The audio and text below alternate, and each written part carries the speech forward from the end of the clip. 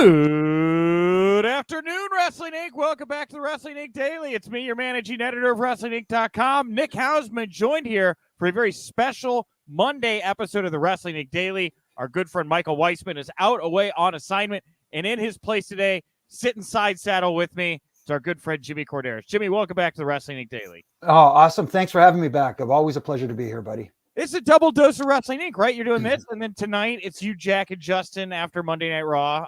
Yeah. Podcast, right? No, yeah, it's going to be awesome because I'm trying to think of a cool name for our faction. So I thought Triple J. Oh, that's good.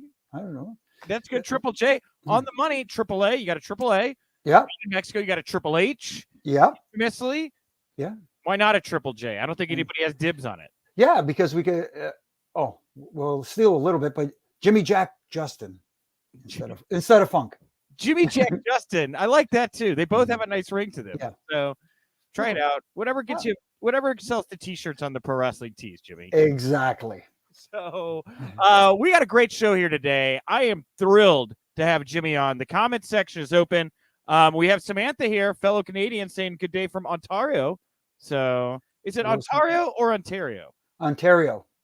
Okay. All right. And when you're in WWE, you have to announce the entire. It's Toronto, Ontario, Canada. Oh, kind of like Calgary, Alberta, Canada. Okay. Same thing. I got it. I'm still getting used to all of my Canadian cities. My favorite Canadian province to say is Quebec. I don't know why I like to say that so much. I don't know either. My wife is actually originally from Quebec. Oh, Quebec? Quebecois. Quebecois. Yes. All right. My girlfriend, who's much smarter than I am, was grilling me the other night on how to pronounce city names. Fiance. Sorry, Liz. Hey, watch your brother. Thank you. There is a ring on it now. Yeah. So Jimmy and I are going to talk the news of the day here in just a moment. If you're listening to us in audio form, before we get to the mailbag at the end of the show, you're going to hear my interview with Dewdrop. It's from the Royal Rumble Media Row in St. Louis. If you haven't had a chance to check it out already, it's live right now. As soon as we're done here, you go over to the Wrestling Inc. YouTube channel, give it a watch. This is the interview that made a lot of news last week because in it, Dewdrop reveals that Vince McMahon's original idea for her main roster gimmick was for her to dance. She was going to dance more, I guess, was the original pitch from Vince. And it's not exactly how it's gone, Jimmy. No, see, and it's sometimes you can talk to the man. Right. Yeah. See, everybody has their own issues with the boss. Some people feel comfortable. I've told this to Justin. I think that for me, I was one of those very reserved guys and didn't really speak out very much. Every once in a while, I would kind of meekly say something. But Eddie Guerrero was the guy who got me out of my shell. Really. Oh, okay. Yeah, he just one day, during the lie, cheat, and steal period, I'd be reffing one of his matches, so I'd be sitting back and listening to him going over it and stuff like that. And then he'd look over, he goes, "Okay, what?" I said, "What do you mean what?" He says, "You got that look on your face. What?" I said, "No, just something popped in my head. I don't know. No, I want to hear it. So I tell him. He says, "Never be afraid to voice your opinion. Just be respectful in how you present yourself. That's all." Yeah, that's fine. And DX Vex wants to know what the heck is it with dancing and Vince? Is Vince, because I've seen video of him cutting the rug on the dance floor. Does he just love dance? Is that part of him? Yeah, Vince loves to dance. Sorry, VKM for outing you, but yes, Vince likes to dance. I do have a weird story from back in the day with that too. We were at TV out in California somewhere. I want to say it was either San Francisco or it was Northern California. And afterwards, we go to the bar in the hotel. Okay. And that was during the days of the Federettes. And there was this edict out there that there was no, fraternizing with the Federettes. Got it. And we were in the bar and there was dance music on. And back then I used to like to dance too. So I got up there and I was dancing with the girl. There was nothing, just that. But then the boss walked in and I went, "Oh, I hope he doesn't interpret this the wrong way," and stuff like that. So now he starts walking over and I go, "Uh-oh." And he goes, "What do you think you're doing?" I said, "We're just dancing, boss." He says, "Dancing? You call that dancing? That's not dancing. This is dancing." And he's just cutting a rug on the dance floor. So I kind of like moonwalked my way out of there and just left him out there on the dance floor. Wow. Yeah, you got to make way. He's a big guy. And he starts throwing those arms around, Yeah. Fargo style. I'd bump for him, no problem. But I just, it wasn't the right spot. Have you bumped on a dance floor a time or two in my life? Not fun. I'll put it No. that way. Real stiff No. fall. So that's a great story, and we're gonna have more of that. We're gonna talk news. You're gonna hear Dewdrop. You go watch Dewdrop at the end of the show. We're gonna talk about Keith Lee possibly joining AEW. And by the way, congratulations to Keith Lee and Mia Yim, who got married this past week and had some wonderful photos from their wedding making the round.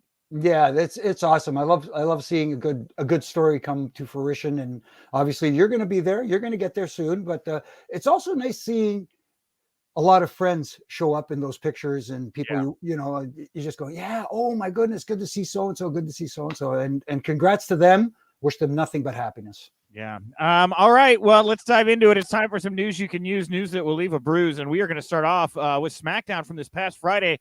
Couple news items coming out of the show. First and foremost, Goldberg is back. He has challenged Roman Reigns to a WWE Universal title match.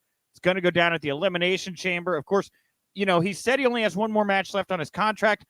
Hypothetically, this could be it for Goldberg. How do you feel about the pairing here with him and Roman at the Chamber? You know what? It's funny because I don't really have that much of a problem with it. And I understand people are saying, oh my God, here we go again. We're bringing back an old time.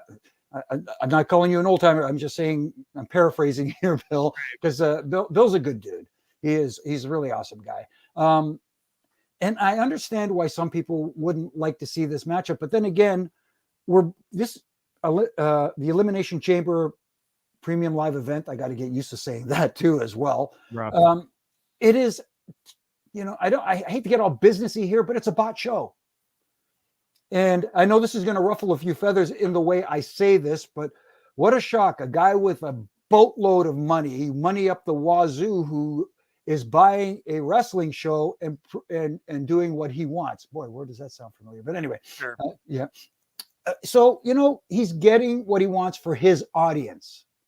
And you have to kind of bridge that gap between the Royal Rumble and WrestleMania and help set up for that. And whether this is going to do that or not, maybe it will, maybe it won't. But I'm kind of looking forward to see how this is presented. And it's just, I'll be honest with you, I don't expect Goldberg to win this match. But at the same time, how does it hurt Roman Reigns beating a Hall of Fame legend?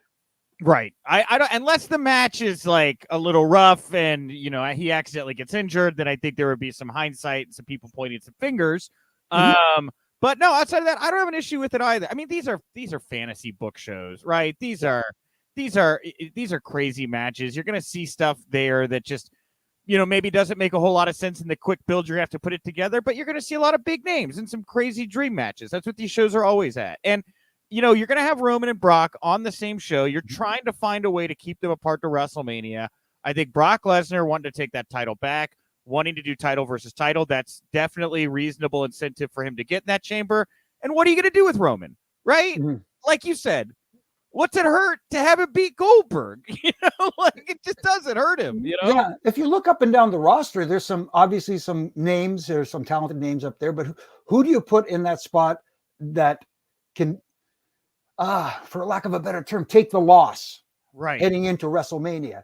And it looks like you said, the direction they're going with all the seeds being planted, and a lot of them, because they keep mentioning title versus title, if that's the direction they do choose to go in. Sure. This match helps facilitate that when, building to the WrestleMania match where Roman says, listen, I beat legends, I beat current stars, there's nobody left for me. And you know what? After beating Goldberg, Brock, you're next. Yeah. And, just to kind of throw it out there, too, there was an advertisement on SmackDown for the March 27th house show, which is like a week before Mania. And they have a Lashley versus Rollins versus AJ Styles triple threat. They also have a Lynch, Rhea Ripley, Bianca Belair triple threat listed. A lot of people say this is maybe a hint at what we could expect at WrestleMania. It's a fine triple threat there with Lashley, Rollins, and AJ Styles.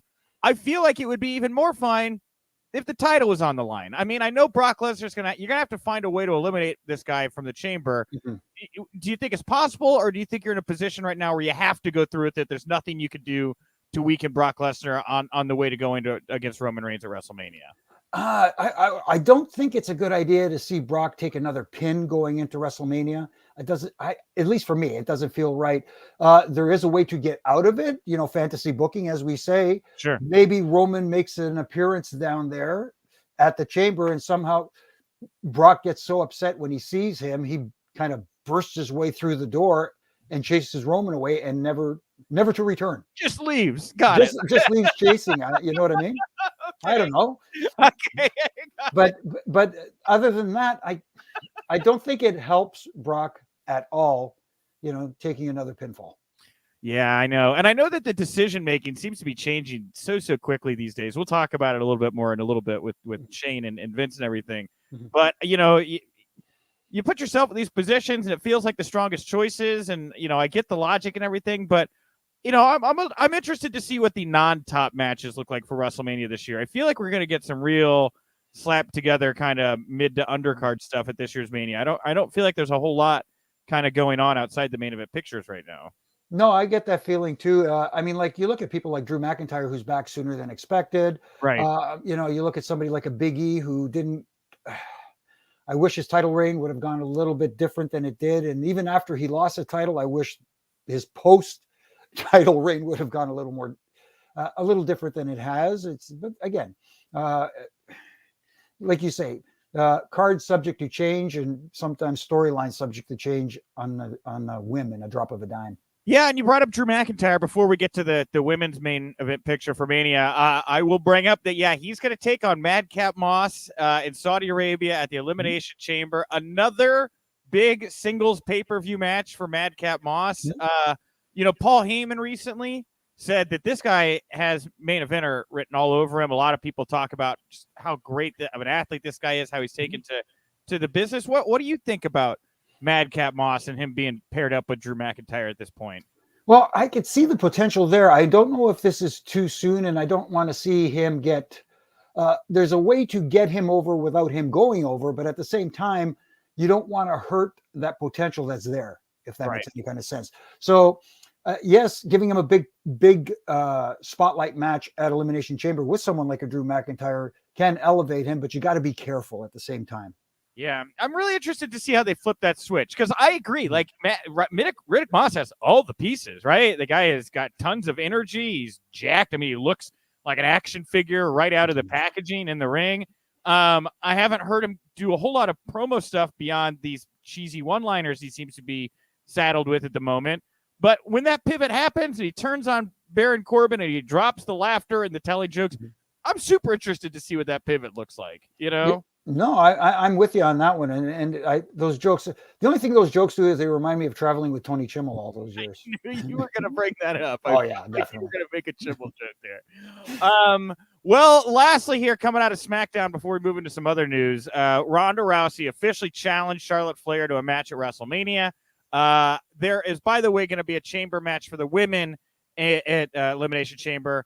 5 of the women have been announced. 1 open spot still. The winner of that will go on to take on presumably Becky Lynch or Lita at WrestleMania. Actually, before we get to the Ronda stuff, this was kind of breaking right now. Do you have any thoughts on the direction of the Raw women's title with Becky and Lita and everything going on there? Yeah, that's a tough one to choose, because it looks like WWE is so hell-bent on keeping Becky a heel when it just seems so obvious that the crowd just not going along with that. They want her a babyface so badly, and no matter what she does, they're just not following along, for lack of a better term. So to see that picture, maybe that's the reason why the idea may be a 3-way at WrestleMania with Becky, because then you get a Bianca Belair in there and possibly a Rhea Ripley. Sure. And you have the 3-way there, and as they say, let the audience decide who they want to cheer for. Okay. Well, with Ronda and Charlotte here, that's the official match going into Mania. I love this backstage anecdote about Ronda Rousey from The Observer. The Observer saying that people have had to talk with Ronda Rousey following her first promo back on Monday Night Raw last week. She spoke with Becky Lynch on Raw, but it led to some complaints by the fans, the way she was very dismissive of the fans. The Rumble winner had to be pulled aside in order to be spoken with about the situation. Apparently, Ronda is still said to be bitter with the fans for turning on her during the initial run she had with the company. However, after the talk backstage, it appears that things have worked out as her promo on SmackDown saw an improvement, and the former UFC star could be seen high-fiving fans on the way to the ring, engaging with that audience. Wow. Have you ever, in your time with WWE, seen a situation where the crowd reaction got to a top star like this to a point that they needed to kind of, let them know, hey, you're the babyface here. It happens, and it's nothing new in this industry. It just sometimes, for some reason, the crowd just doesn't buy into what the babyface is selling. It's whether it's like, oh, they're too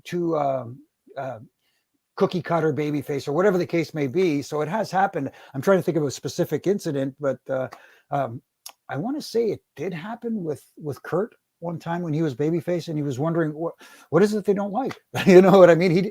He was still new to the business, so he didn't quite grasp why the crowd wasn't with him. You know what I mean? But yeah, he got it though. He understood. Yeah, and I feel like he's talked about that on his podcast as of late. Like really just not understanding the pro wrestling business when he got into it. Very confused, very protective of like wins and losses, which he thought needed to be on the level. Like a lot of things you don't get with athletes entering the world of professional wrestling, I guess. Yeah, because they're programmed to win, and an L is a bad thing, and a W nothing but W's. You know what I mean? So it's programmed into you. So it takes a little while to convince them that, look, in the world of pro wrestling / sports entertainment, you can lose and still get over. Yeah, and I'm interested to see how this road to WrestleMania goes with Ronda and Charlotte. Right, like. Yeah. Does this become a problem again, right? Can Ronda keep it together? Is she going to go on a Twitch stream and be like, ugh, I hate having to go out there and placate these rubes, Like I half wonder if we're going to get still some sly comments like that on the side. We may get the occasional one because now that it's out there, it may be done intentionally now, depending on what, you know what I mean? You kind of like, throw the line out there and kind of reel in and see who nibbles on anything. But at the same time, she's got to try and keep it together. She's the babyface here. And like you said, she was better on Friday night.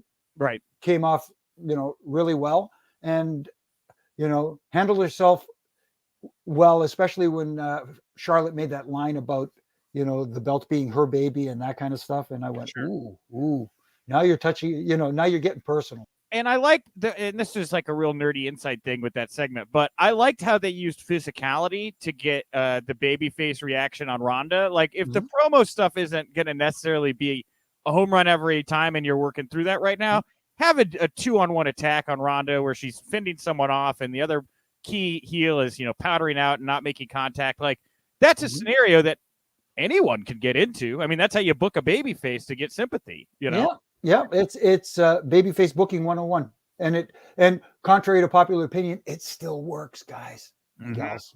Yeah, tell stories of physicality. Crazy how that works. Yeah, especially in the wrestling business. So Fightful has an update here on King Woods. King Woods has now been removed from WWE's internal inactive talent list. He's been off of the list since last Friday's SmackDown. This is likely an indication that he's been medically cleared to return. Not confirmed. If Woods is able to get physical this week, that would mean he's returning from injury earlier than expected. And his return is going to add to the New Day's reunion on SmackDown, where Big E was recently sent back to the Blue Brand to reunite with Kofi Kingston. And with Woods back, the New Day will once again be a 3-man team. So after a couple years of trying to kind of keep these guys apart, looks like we're going to get the band back together here, Jimmy. Now, again, I would have liked to have seen something different for Big E when he had the title. And again, post losing the championship as well.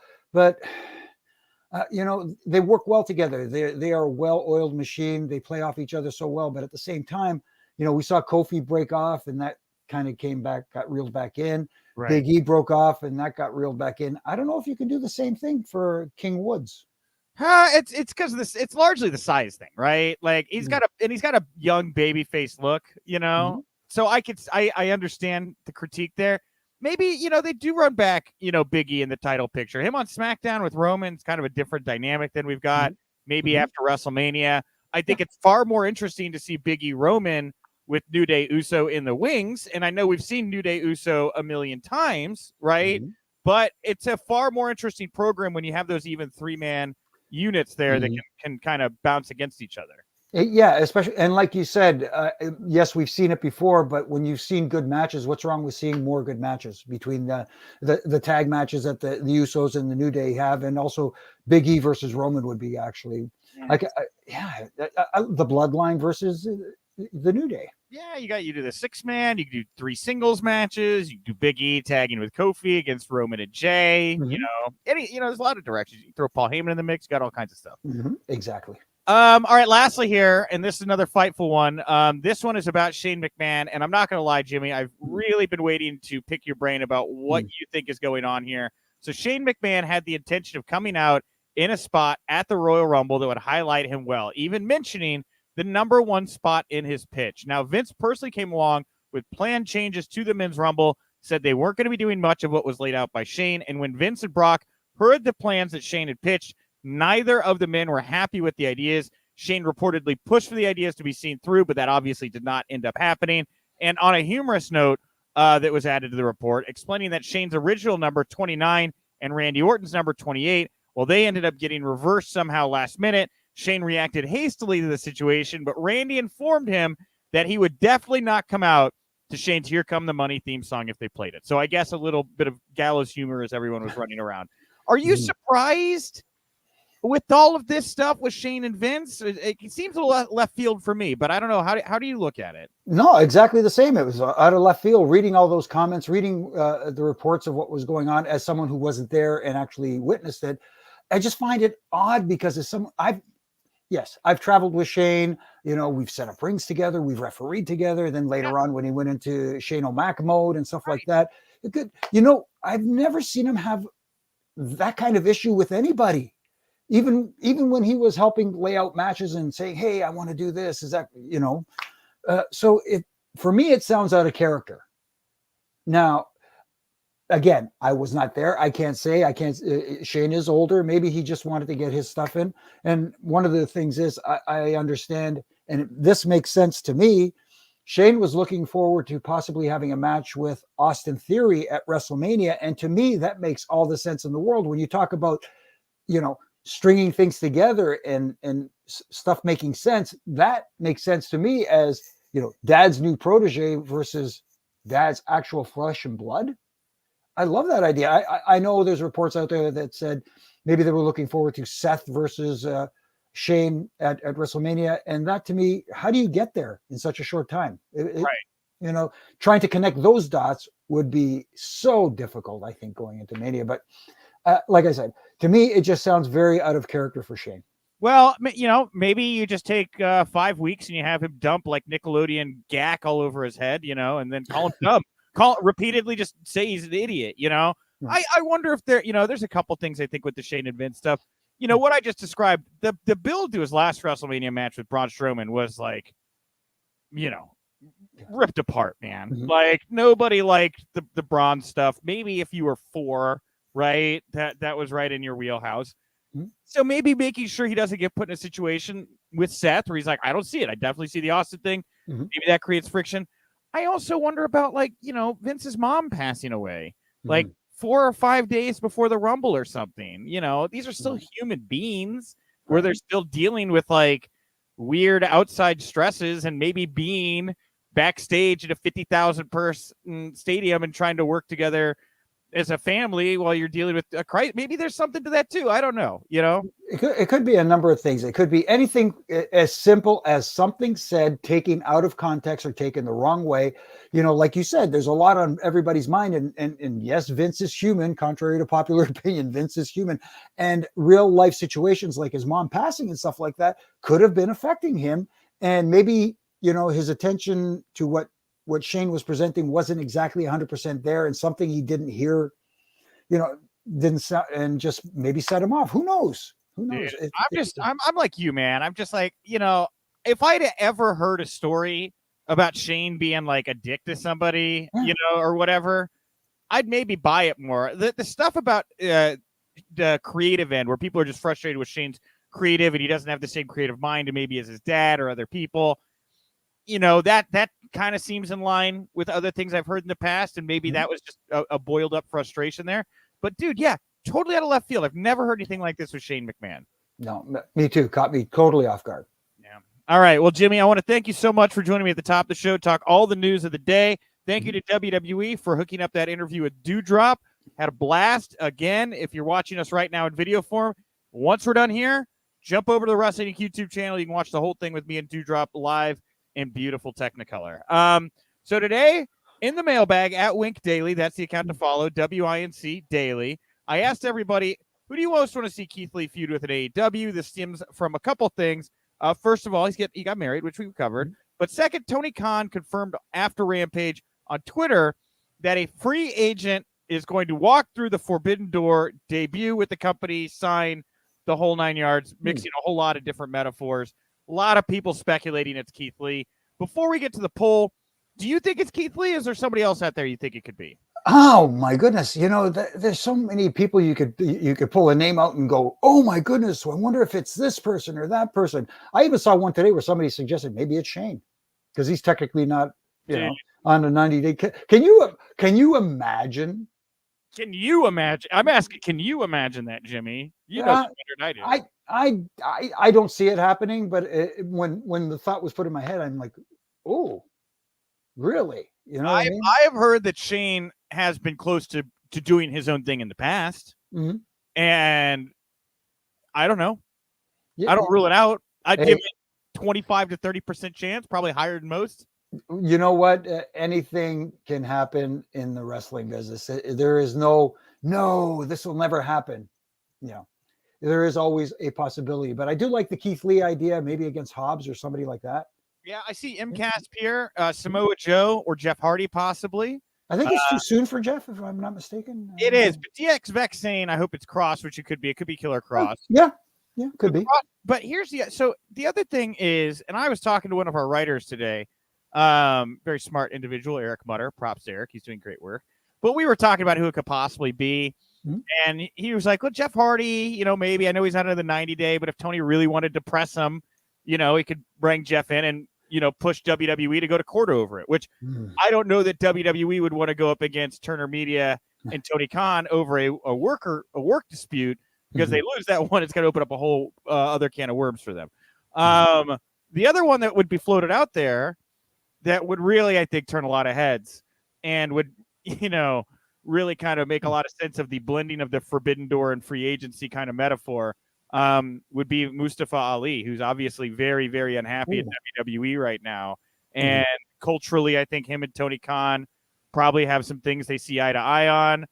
I think that he's obviously got a lot of supporters over there. Bryan Danielson, obviously a big one of them. And what would stop Mustafa Ali from making that leap would be, obviously, do you break the non-compete? Do you worry about that litigation? But again, if you've got Tony Khan and Warner Media saying, if WWE goes after you for breaking an independent contractor contract with them, we got your back, and we're pretty sure we can win this case.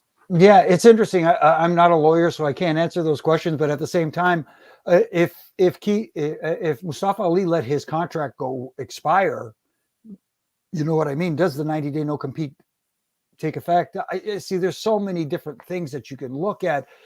Is he still under contract and just refuses to go to work? I don't know what the exact, his exact situation. So, man, yeah. Well, I think it's probably likely it's going to be Keith Lee, but I'm keeping my brain open because Tony Khan doesn't say Forbidden Door free agency thing. Like, those things usually don't blend together.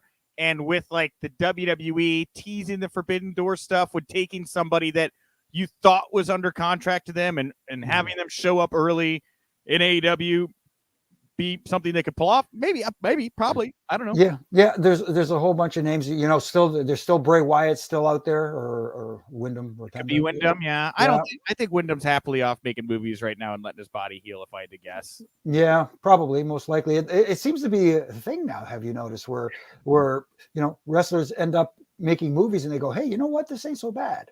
Yeah. Good money if you can make it. So yeah.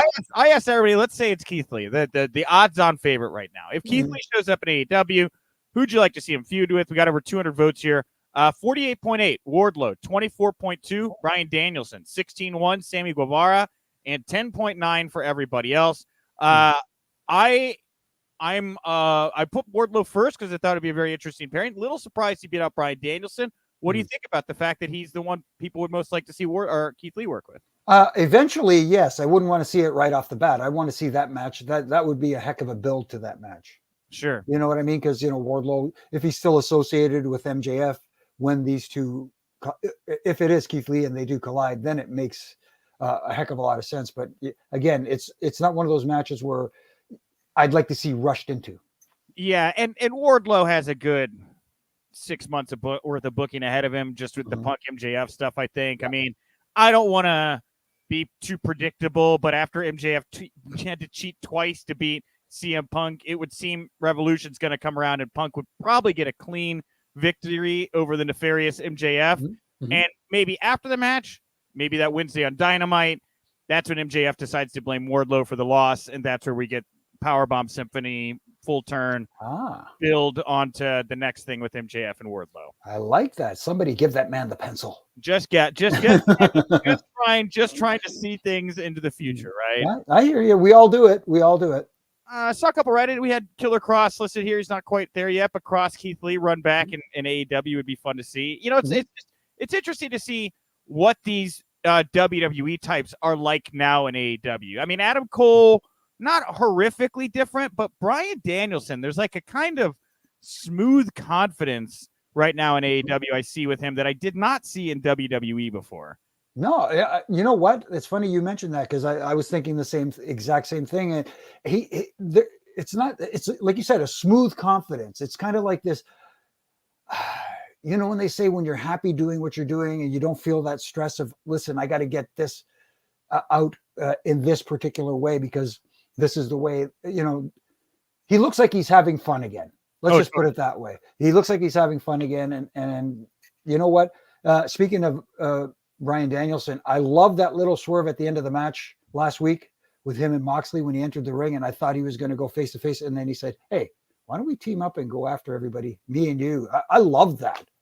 And hearing him talk, it's like, okay, I didn't hear this Bryan Danielson in WWE. I like what I'm hearing right now. It's outside the box for sure. And Danielson has talked before about how he wanted to do a stable in AEW and finally kind of seeing the wheels put in motion.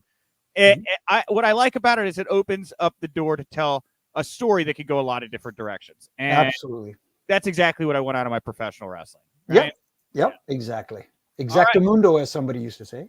All right. Well, Jimmy, we did it. We are at time here for the day. Everybody, I'll be back tomorrow. I'm going to be joined by now. You're Canadian, so you have some respect for the Second City, correct? Comedy institution. Absolutely. So I got some breaking news here that I'm going to talk tomorrow about with EJ. So in Chicago here, there are two main theaters at the Second City Chicago. There's the ETC, which is like the NXT stage, and then there's the main stage. Which is more like the main roster. It's a much bigger theater, and it's the one that all the big wigs come to and stuff.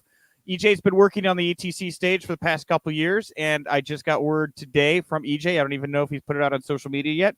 I don't even know if he wants me to say this. I don't care. I'm very proud of him.